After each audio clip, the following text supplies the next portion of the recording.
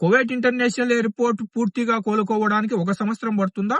Iran దాడుల కారణంగా Kuwait international airport లో భారీగా నష్టం జరగడంతో కువైట్ ఇంటర్నేషనల్ ఎయిర్పోర్ట్ నుంచి ప్రయాణించే ప్రయాణికుల్లో భారీ ఆందోళన అయితే మొదలైంది.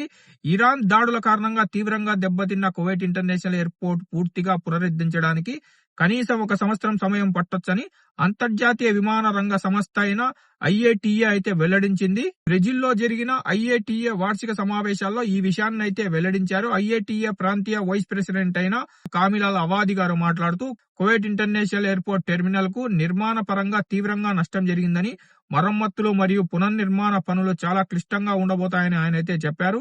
ఈ నష్టాల కారణంగా అనేక అంతర్జాతీయ విమాన సంస్థలు తమ కార్యకలాపాలను పరిమితం చేయాల్సింది వచ్చింది, అలాగే క్యాన్సిల్ చేయాల్సింది వచ్చింది.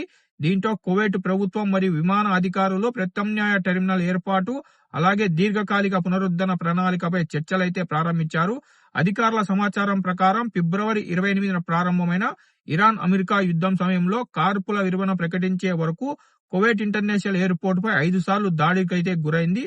అంతేకాకుండా కాల్పుల విరమణ తర్వాత కూడా పూర్తి పరిస్థితి సాధారణంగా అయితే రాలేదు. గత 10 రోజుల వ్యవధిలోనే 3 సార్లు కువైట్ ఇంటర్నేషనల్ ఎయిర్పోర్ట్ లక్ష్యంగా దాడులు జరిగినట్టు నివేదిక అయితే చెప్తుంది.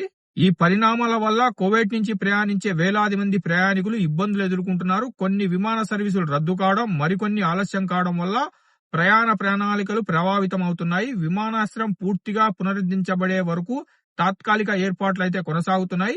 కేవలం జజీరా ఎయిర్లైన్స్, కువైట్ ఎయిర్లైన్స్ మాత్రమే ఇప్పుడు కువైట్ నుంచి విమాన సర్వీసులు నడుపుతుంది. కువైట్ విమానాశ్రయ పరిస్థితులు, విమాన సర్వీసుల తాజా అప్డేట్లు, గల్ఫ్ దేశాల ముఖ్య వార్తల కోసం మన గల్ఫ్ ఎక్స్పర్ట్ తెలుగు ఛానల్ ని సబ్స్క్రైబ్ చేసుకోండి. ఈ వీడియోను లైక్ చేసి మన తెలుగు వాళ్ళందరికీ షేర్ చేయండి.